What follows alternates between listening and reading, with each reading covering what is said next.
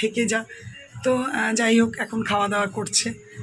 কালকে ভোরবেলাতে চলে যাবে। টিকিট কাটা হয়ে গেছে, বাসে যাবে, ট্রেনে কোনো টিকিট পাইনি।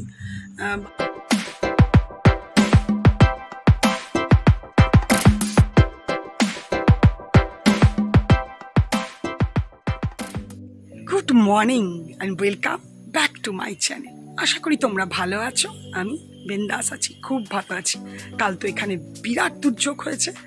যাই হোক, সকাল থেকে বুঝতেই পারছো একটা হালকা রোদ উঠেছে। আমার সমস্ত কিছু ফ্রেশ হয়ে গেছি, চান করেও চান হয়ে গেছে। বুঝতেই পারছো আমি মায়ের এখানেই আছি। তো আসলে কালকে একটা প্রোগ্রাম আছে, তাই জন্য মায়ের এখানেই আছি। চলে যেতাম যদি কালকে দুর্যোগটা সন্ধেবেলায় না হতো। যাওয়া যখন হলো না তখন আর কিছু নেই। আজকে আবার আমার ভাইপো আসছে, মানে নিজের ভাইপো, দাদার ছেলে আসছে পূর্বাতে 11টা নাগাদ আমাদের চিত্তয়নের স্টপেজ। যাই হোক, আমি ফুল তুলতে এসেছিলাম, পুজো করতে যাব। ঠিক আছে, দিনটা তাহলে শুরু করি। বেশ ভালো লাগছে। জানি না, রোজ সকাল থেকে তো রোদটা ওঠে, বিকেল হলেই শুরু হয় দুর্যোগ। কী যে হচ্ছে জানি না, পুরো দমে দুর্যোগ আছে। ভাগ্যিস এই সময় দুর্গা পুজো হয়, ভাগ্যিস এবছর পুজোটা একটু পিছিয়েছে।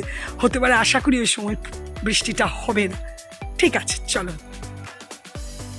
আমার এই দেখো, আমার ফুল তোলা হয়ে গেছে। দুটো লাল জবা, একটা এরকম জবা, একটা স্থলপদ্ম, নীলকণ্ঠ, সাদা ফুল। আজকে কম ফুটলেও অনেকই ফুটেছে।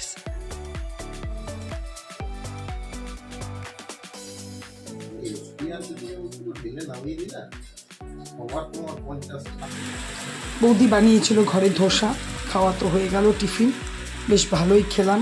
খাওয়ার পর যথারীতি এসে গেছে আমি রান্নাঘরে, একটু দেখি কি রান্না করা যায়।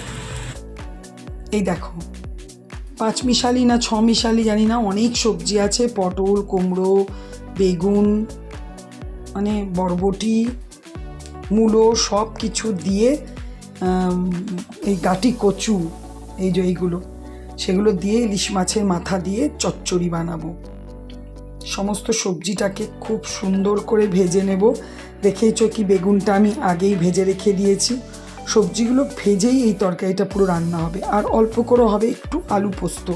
ভাইপো আছে, আমার ছেলে আছে, দুজনেই একটু পোস্ত ভালোবাসে, আলু পোস্ত খেতে। আর এখানে তো দেখছোই বেগুনগুলো ভাজা আছে। এই দেখো, আমি সাইডে আবার একটা কড়াইও বসিয়ে নিলাম। আর এদিকে বৌদি বসিয়েছে ভাত।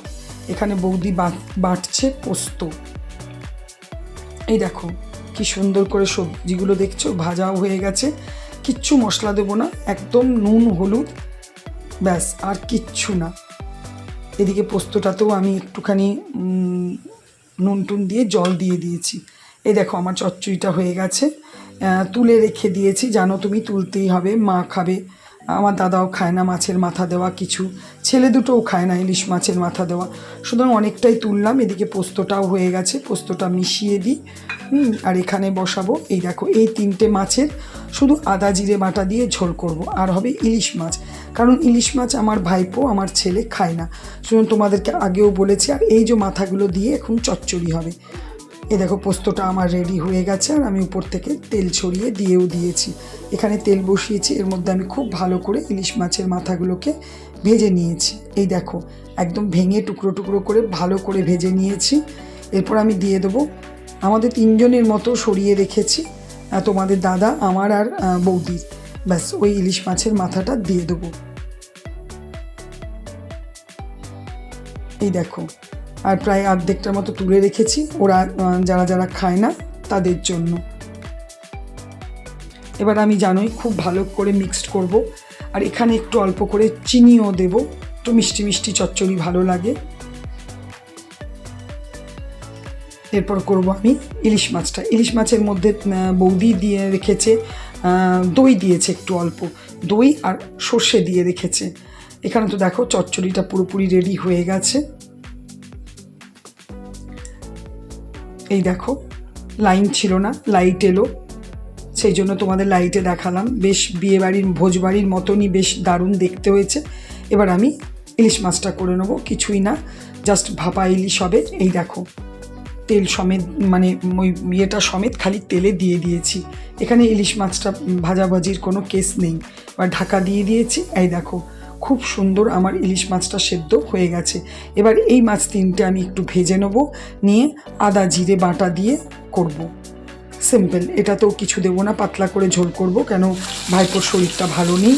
ভাইপো এই ঝোলটা দিয়েই খাবে। এই দেখো এর মধ্যে বৌদিরই বাটা আছে, আদা জিরে আর গোলমরিচ 3 থেকে বাটা আছে। এই দেখো খুব সামান্য মশলা দিয়েছি, খুব সামান্য নুন দেবো, হলুদ দেবো, ব্যাস। তারপরে জল দিয়ে দেবো একটুখানি, দেখো লাল লঙ্কা দিয়েছি একটুখানি। এই দেখো ঝোলটা ফুটে গেছে, এবার আমি ভাজা মাছগুলো এতে দিয়ে দেবো। আর কিচ্ছু করব না, বেশ একটু ভালো করে ফুটে যাবে, মাছগুলো একটু সেদ্ধও হবে, কেন মাছের পিসগুলো বেশ একটু বড় বড় আছে, মাছগুলো একটু ভালো করে সেদ্ধ হবে, ব্যাস নামিয়ে দেবো। এর মধ্যে আমি আর কিচ্ছু দেবো না, যেহেতু ওর মুখটা ভালো লাগছে না, সেহেতু এরকম পাতলা ঝোলটা ভালো লাগবে। আর দেখো ঝোলটার মধ্যে পরে আমি চিন্তা করলাম যে একটুখানি বৌদির কাছে বড় বড় বড়ি আছে, সেই বড়িগুলো ভাবলাম একটু ভেজে দিয়ে দিই, বেশ ভালো লাগবে খেতে। আমি আর আমার ভাইপো বড়ি খেতে ভালোবাসি, আমার ছেলে তো খায় না। গুড ইভিনিং বন্ধুরা, এই দেখো সন্ধে দেওয়াও হয়ে গেছে, আর গোপাল সোনাকে আমার দুধ দেওয়াও হয়ে গেছে। বাইরে নেক্সট লেভেলের বৃষ্টি পড়ছে, তোমাদের তো দেখালাম, এখনও পড়ছে। এই দেখো একটু মনে হচ্ছে কমছে কমছে, কিন্তু ওই কমাটার মধ্যে কোনো ইয়ে নেই। বাইরের দিকটা একবার দেখো কি অবস্থা হয়ে গেছে, জল পড়ে পড়ে পড়ে পড়ে পুরো শ্যাওলা হয়ে গেছে। দেখো একটু কমেছে মনে হচ্ছে, কিন্তু এই কমাটা দেখো না, এক্ষুনি নামলো বলে ভালো লাগছে না। আমার যাওয়ার কথা ছিল, কিন্তু আমি রোজ সন্ধেবেলায় ভাবছি যাব, কিন্তু যেতে পারছি না।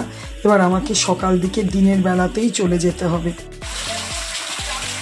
এই দেখো বৃষ্টিটা খালি দেখো, তখন তো তোমাদেরকে বললাম কি পরিমাণে বৃষ্টি পড়ছে। আজকে 3 দিন ধরে এইরকম দুর্যোগ চলছে, মানে একদম নেক্সট লেভেলের বৃষ্টি যাকে বলে। বাপরে সন্ধ্যা থেকে যে কি দুর্যোগ, কি বৃষ্টি, মানে ধারণার বাইরে। যাই হোক এখন কমলো, আর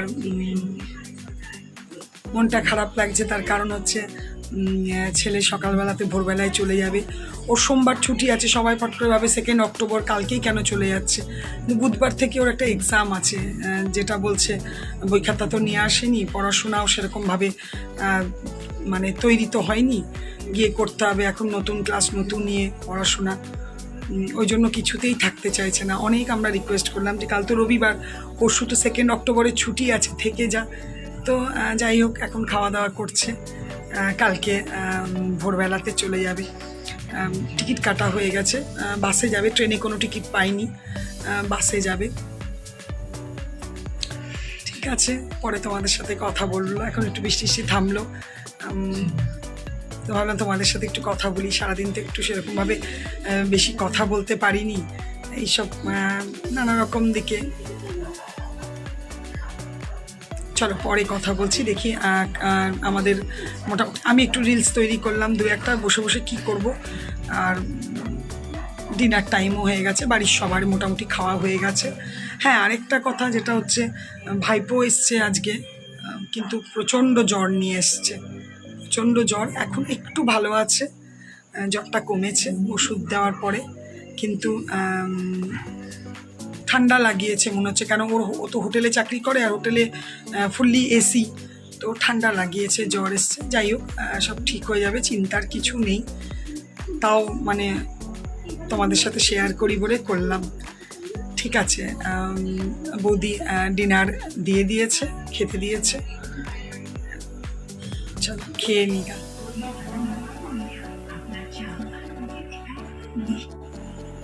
চলো তাহলে সব কিছু হয়ে গেল, খাওয়া দাওয়া, গল্প গুজব, ভিডিও দেখা, যা যা টুকটাক থাকে। এখানে তো এক্সট্রা কিছু কাজ থাকে না, মোবাইলের একটুখানি একটু বেশি করে বন্ধুদের ভিডিওটা দেখি এখানে।